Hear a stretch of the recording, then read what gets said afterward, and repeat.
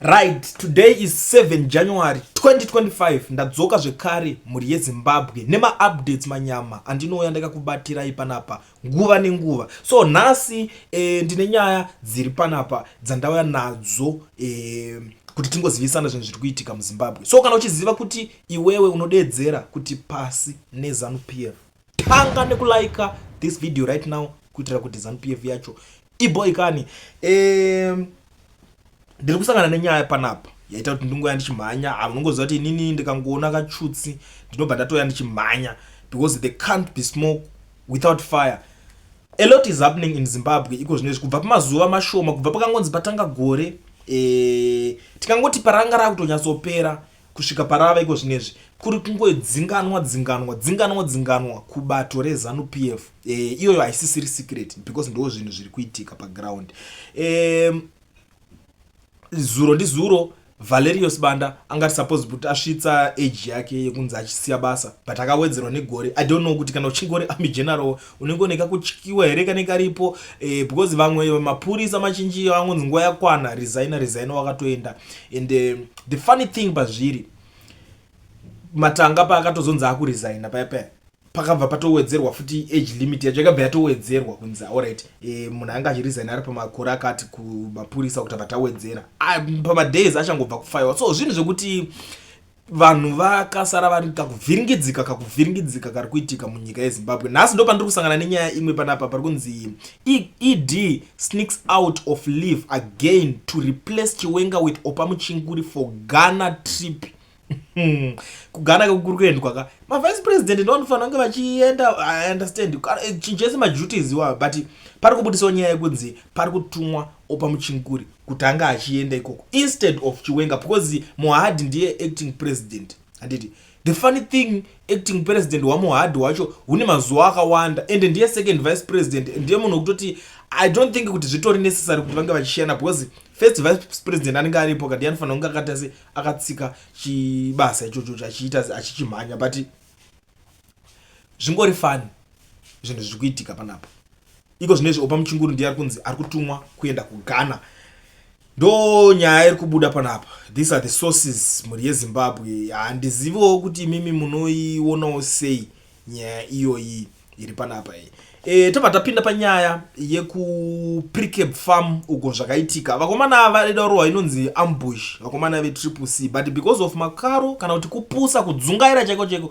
kusaziva zvinhu zvavakadedzerwa nevanhu muparliament kuti vange vachishandira vanhu kana kuti vachishandira nyika, vange vangoti takungotera.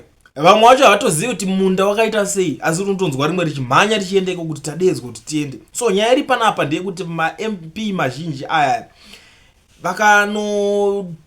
vakanoita kunobhaguja musemurwizi naChabangu. Saka iko zvinezvi kuti vachimufadza kuti asavakande panze vanenge vakungoita yese inonzi dance according to the tune, but chakuitika zvakurwadza kuti vange vachiita se vachiteedzera zvimwe because mamwe mamoves acho avakuroheswa akanyanya.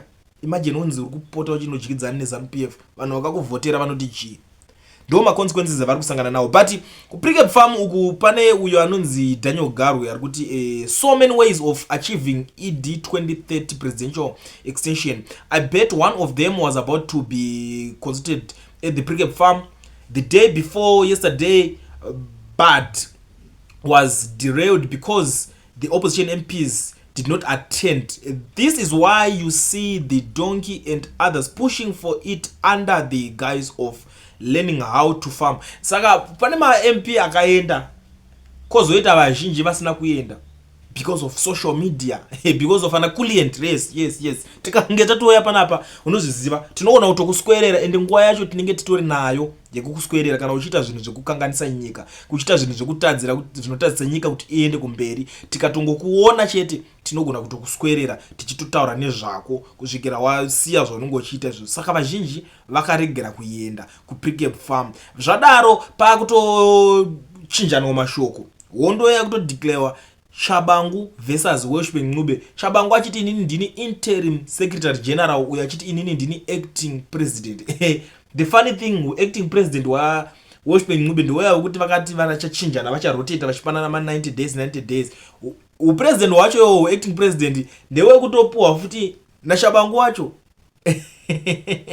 saka zviri fani ndo pari kunetsa ipapapa. So vari kunzi pahondo yavo iyo vari kuningira pano, the triple C has plunged into a dramatic power struggle as interim secretary general Tsengedzo Chabangu and faction leader Weshwe Ncube publicly declare the relationship irreconcilable. The field highlights the intensifying rift within the opposition party, with both leaders blaming each other for the ongoing chaos. Chabangu's controversial reshuffling of parliamentary committee chairpersons and his directive for Triple C legislators to visit President Emerson Mnangagwa's Prikeb farm in Kwekwe sparked sharp criticism. The farm visit, a ZANU-PF branded program, left many Triple C activists fuming, refusing to participate in what they saw as dining in the enemy's Ncube's faction swiftly condemned Chabangu's decisions, declaring his appointment to the local government caucus null and void and threatening disciplinary action. However, Chabangu's camp remained defiant. His spokesperson Ngobi Zita Mlilo dismissed the threat, stating there's a difference between a threat and a promise. He emphasized that any action taken by Ncube's faction must align with the party's constitution, hinting at Chabangu's readiness to respond decisively. The Triple C interim fractures have deepened since Nelson Chamisa's resignation as party leader in January last year. Chamisa's withdrawal created a power vacuum that emboldened competing functions, with Chabangu and Ncube emerging as chief antagonists. Ncube lead Triple C spokesperson William Madzimure underscored the breakdown in relations, citing Chabangu's continued unilateral decision making, the deviation from the party's decision. It's difficult to solve issues amicably when someone repeatedly errors, said Madzimure. He slammed the Prikeb farm visit, questioning it's aligned with opposition ideas. It's purely a ZANU-PF program. Why rally opposition legislator to attend?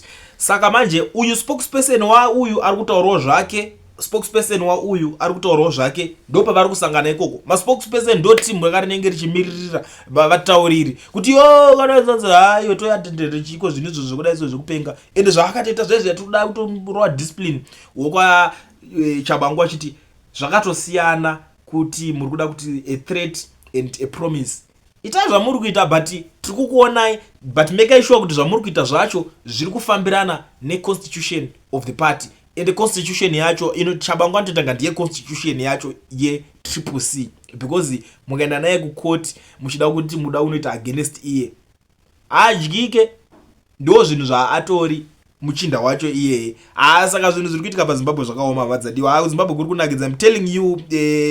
Ameno kuti zvinopera sei ende haiditi zvangu ka ndinotoshamisika nezvinhu zvakaita seizvo zvezvi, but it's good kuti kuZANU-PF vari kudzingana zvekudzingana zviya, kuti Triple C kwacho kwakasara vachizviti vatengesi chichi vari kunyongorana ameno kuti tichasarira kupi.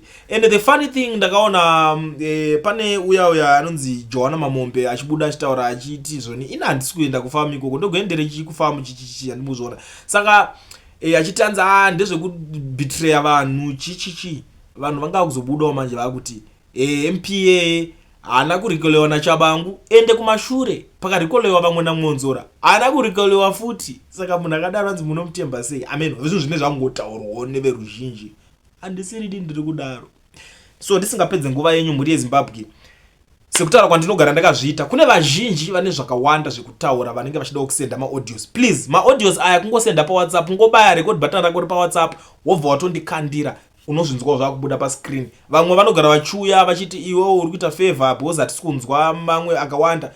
Munhu wese vanenge vachisenda maaudios iwo vanotokupupura kuti edu anenge achiuya achinzwika panapa. So kana une something to say about the current situation iri kuitika muZimbabwe or anything zvaunenge wangonzwawo zvauri kunzwa uda kutaura, namba ndichasiya pascreen wondiudzawo kuti unenge uchionawo sei kana kuti munenge muchituko kudii pazvinhu zviri kuitika muZimbabwe. Zviri zvanhasi ndoda kukusiyai muchiteerera imwe audio, mozondiudzawo zvamuri kufunga in the comment section. Ndinokuti hangu ndine urombo neuyo akadyiwa hake negarwe, zvinorwadza. Gore rakutopera kudai ongowirwa netsaona yakadaro, zvinorwadza vanhu vazhinji chaizvo. Nyaya yatoda kutaura nyaya yaKembo Mahadi. Kembo Mahadi haana kutanga kurwara gore rakapera, haana kutanga kurwara gore rakapera museri. Munhu akagara achingorwara vachizviziva kuti anorwara. Saka chinondinetsa muZanu PF, munhu kana achirwara havabvume kuti munhu azorore papinde umwe ari kunzwa zvakanaka, havadi. Saka ndinechida kubvunza kuti vanenge vakatakura masikireti api avanotya kuti vakamubvisa pamwe anozonotaura mukurwara imomo. Nokuti kana munhu achinge asvika 70 years kungotonga dzangova nharo. Munhu ungofanira kungoti sehurumende yeZanu PF inozvita nyika inotonga zvakanaka, mukaona urwere hwasvika pakuti munhu anoita kana 5 years achingorwara, moramba muchimuti kwanzi vice president, mapedza momuti acting president, ari kufamba nemakirashisi, anotombowa, ndiwo munoita hand over basa yekuti uchasara uchiita basa. Mapedza kumupa basa iroro iye ari kuchipatara, imi ndima akudzoka palive, maakutanga kuita basa riya. Asi mune umwe ari parutivi rwenyu wamusingavimbi naye henyu sekureva kwamunoita, wamusingadi kuita hand over nyika. Saka munoreva kuti zvichazofamba sei? Nekuti vemberi vachava veshure ka, aiva madziva achava mazambuko. Garai magadzirisa ukuru hwenyu, tarisanai maeji enyu muone kuti makura zvakadii. Ndofunga kubva panumber 1 kusvika panumber 15 madzimai ndivana sekuru voga voga vaya. Hapana kana pfungwa nyowani dzichabuda paya. Hapana, muri kufunga zvongoti dei vana vedu vadya, dei vana vedu vaenda kuchikoro zvinodhura. Tikakutarisai futi mese makadaro, hapana kana nemwana ari muZimbabwe. Hapana kana anodzidza muZimbabwe, anodzidza kumuZoko. Asi vedu munova maniki ndo vari kunzi ngavadzidze muZimbabwe. Semu nezvipatara isitonzi unorapwa muZimbabwe, mukangobaya kungorumwa nenyuchi chete makutokwira ndege. Zvinoratidza kuti muri vatungamiriri asi hamuvimbi nenyika yenyu. Hamuvimbi nayo kana kawani. Uyezve hamuvimbani pachenyu. Sekudzingana kwamuri kuita uku.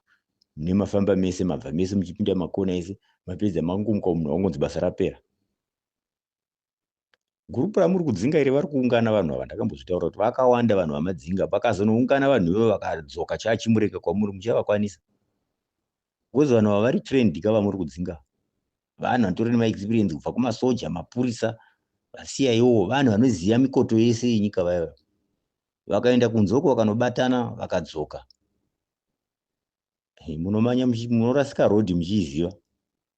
Saka ramuchiita zvinhu zvenyu rangarirai kuti vanhu vamuri kudzinga they are well trained. Kubva kumaCIO, masoja, mapurisa, vanhu vari well trained. Hakuna munhu akambopinda chipurisa asina kuenda kutraining. Hakuna munhu ari kuchisoja anosvika kumabregadhiya uko asina kutrainiwa. Saka hamufungi nei kuti kana tavadzinga vari kuzoendepi, unless kana mavadzinga muchitevera muchinouraya henyu. Asi hazvisi nyore, it's not easy. Itai zvinhu muchitarisa ramangwana. Mavanhu vakuru. Kuzorora hakuna kuipa, kuzorora haisi mhosva, zvinotofadzawo. Hamuna nguva nedzimba dzenyu. Muchingofunga kuti todzingani, toisani, togadzani. Uyu anenge akandimakawo. Anokumaka nhasi ndiye aitaura zvamaitaura zvese, vana charamba vaendo vaikutaurirai, vanga vari maspokesman enyu. Kubva rini? Nhasi washata. Vamatanga nhasi vanobviswa, kunoiswa munhu ane makore ari kumberi kwavo. Ivo vachinzi nguva yekuresign yakwana. Pamwe pacho ka munozvigokera moto muziso, muchifunga kuti muri kugona. Mangwana motadza kurara kumba, mofunga kuti vanhu makadzinga vari kukuteverai. Asi muri mavamba bongozozo. Zvimwe zvacho itai muchiunderline kana mapedza kutaura kuti zvatavadzinga vachazodii. Nekuti vanhu havana pamakaenda pavasina kuenda. Hapana pamunorara pavasingazivi. Hapana pamunodya pavasingazivi. Saka you have to be very careful. Very careful nevanhu ivava muri kudzinga ivava. Toenda zvedu kunana Chivhayo ava vanongoramba vachingoparadza mari yenyika ava. Ndine urombo kuti dei pakasava nekuchinja kwezvinhu. Nemari dzavari kupfachura idzi vanhu vachitambura. Izvino ukatarira mota dziya dzinopuwa anayo kudhara. Vasina vacharamba vachidzokera pasi. Chivhayo dei akanga avhura makambani muZimbabwe, izvo mangadai ane kana 4 big industry. Vanhu vachitoshanda izvozvi ndangadai achirumbidzwa chaizvo. Pamusoro pezvanotoshimuka achishaina nemari achigovera vanhu mari paairport $100. Imari yekushanda here inogoverwa kudaro iyi? Imari yedikita chaiyo chaiyo. vari kumwe pamwe pacho paongororei zvakanaka. Hatidi kuti mangwana zvinhu zvazochinja, munhu akufira mujere, vanhu vakutanga kuti vamusungire. Zvinoitika pakati pevanhu vaviri vaya vaMnangagwa naChiwenga, pane zvine zvichiitika. Umwe anonyura ipapa, ende ugofunga kuti unowina, ugobva wanyura ugoshaya kwokubuda nako. Unoziva zvakaitwa Mugabe paakadzingwa paya, masoja akaita 6 months ari musango, mota dzichisechwa kutsvaga vari kutiza. Unopashaya pokubuda napo. Nguva ndiyo yekudhisaidha vakomana, kuti todii, takura, topa vanani. Mukaita zvekupanana paukama izvi, I think muZimbabwe ndio yanotanga kutoona kuti vana vanokandwa maposti. Munopinza vana pataiti rimwe gore nazvo izvi. Itai kuti mhuri dzenyu dzichengeteke. Kuchengeta kwamuri kuita vana venyu ndiko kwamunofanira kuita Zimbabwe. Tarisai vana vaMugabe vari kupfachura mari. Ndozvamunoda kuti kana masiya basa, vana venyu voita izvozvi, vachishainira nyika yakavarera. Meno, rambai muchiita. Nevari ndinoramba ndichidzokorora vema2030 vari kuramba vachitaura zvema2030 kutarise mazera acho. Hapana kuri kuindwa. Kwakungotaura kuti tatumwa. Asi ikatadza kusvika 2030 iyo tichakubvunzai kuti aizvi taakupi. Umwe akabva atiwo 33. Tichavabvunza kuti taamu33 kamuripi. Nemamakwenzi kudhara matiza. Itai izvo zvinoita kuti nyika ifambire mberi. Makakoniwa kudhara, makakoniwa kare zvakaramba. Makambozama kubata apa neapa. Hapana chiri kufamba. Chamunofanira kuziva vakuruka, vanhu ZANU-PF haichadiwa muZimbabwe. ZANU-PF yakungoendera manje kuti todii, kwakungoenda kumusangano maiti tikasaenda tonzi maregerere, kureva kuti muri vatengesi. Kwakungonoungana ikoko. Tikasauchira maoko, vanhu vogoromoza vakasauchira vanoteerwa nemasoja 1 muZimbabwe. Muri vatengesi kai. Naivo masoja edu ekuZimbabwe pamwe pacho rambaiwo vakomana. Ngozi mukatarisa bvudzi dzenyu dzakutsika nemakona.